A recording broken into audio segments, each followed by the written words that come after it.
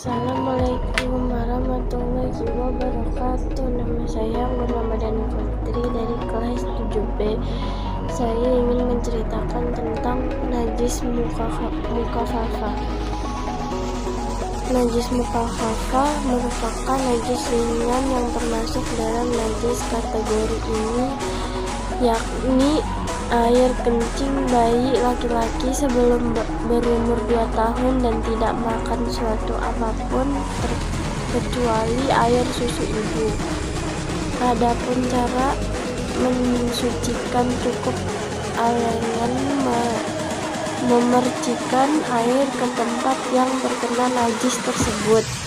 Sedangkan untuk bayi perempuan dengan kondisi yang sama dengan bayi laki-laki di atas, berbeda cara mensucikannya, seperti mensucikan air kencing orang dewasa, yaitu membasuh dan mengaliskan air ke atas benda yang terkena najis tersebut. Sekian penjelasan dari saya. Wassalamualaikum warahmatullahi wabarakatuh. Najis mutawasitoh. Najis mutawasitoh adalah najis pertengahan atau najis sedang.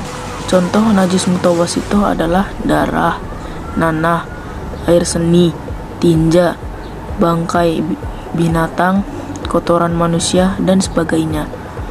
Najis mutawasitoh ada 2 macam, yakni A. Najis hukmiyah. Najis hukmiyah adalah najis yang tidak bisa dilihat, hanya yakin. Misalnya, tadi kita terkena air seni tapi sudah tidak terlihat. Cara mensucikannya, dicuci di bagian yang terkena najisnya. B. Najis ainiyah. Najis ainiyah adalah najis yang dapat dilihat. Misalnya, kita pergi ke toilet lalu kita mencium bau air seni. Cara mensucikannya, dicuci sampai hilang bentuk, bau, dan rasanya. Assalamualaikum warahmatullahi wabarakatuh. Saya di sini akan menjelaskan pengertian mughalladzah, contoh mughalladzah, cara membersihkannya. 1. Pengertian mughalladzah merupakan jenis najis yang paling berat dan memerlukan cara khusus dalam mencucikannya. 2.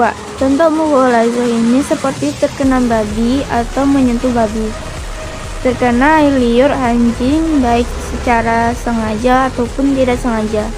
3. Cara membersihkannya, pertama, mencampur air dan debu atau tanah secara berbarengan, baru kemudian diletakkan pada tempat yang terkena najis. Cara ini adalah cara yang paling utama dibanding cara lainnya.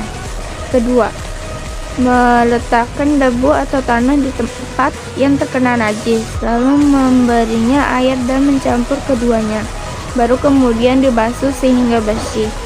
Ketiga, memberi air terlebih dahulu di tempat yang terkena najis, lalu memberinya debu atau mencampur keduanya, baru kemudian dibasuh sampai najisnya hilang.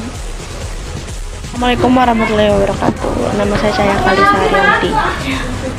Saya akan menjelaskan hadas kecil. Hadas kecil adalah hadas yang dapat disucikan dengan cara wudu atau tayamum.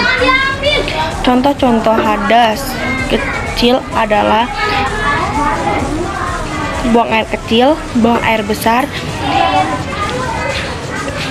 tidur tidak dengan duduk tegak, menyentuh kemaluan tanpa batas. Assalamualaikum warahmatullahi wabarakatuh. Nama saya Cayakali Sarianti. Saya akan menjelaskan tentang hadas besar.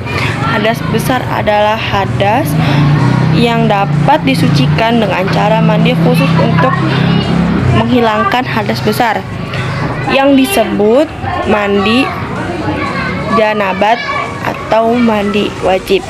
Contoh-contoh hadas besar adalah haid dan nifas.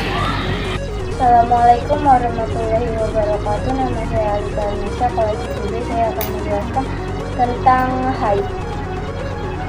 Pertama, pengertian haid, seorang wanita disebut haid jika darahnya mengalir.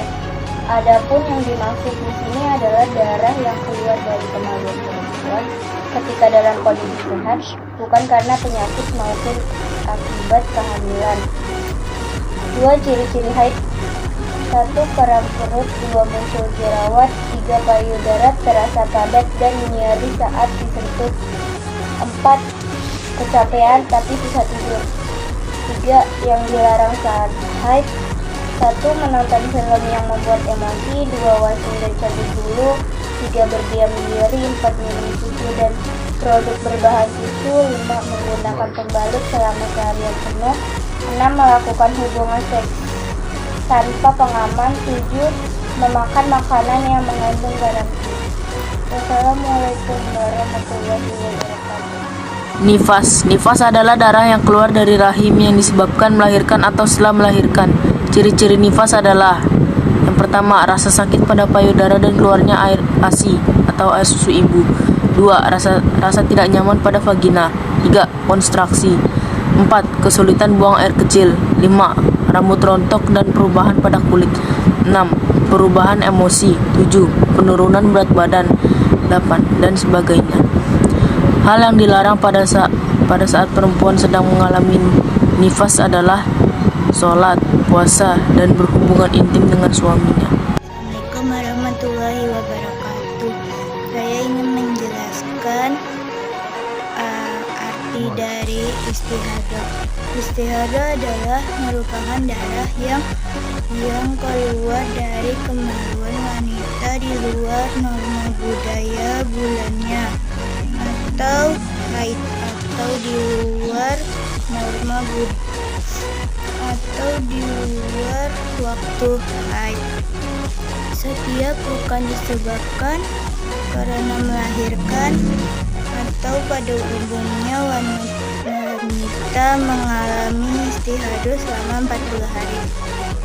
Seorang wanita yang mengalami istihadah dilarang meninggalkan ibadahnya kepada sholat. Terima kasih. Wassalamualaikum warahmatullahi wabarakatuh.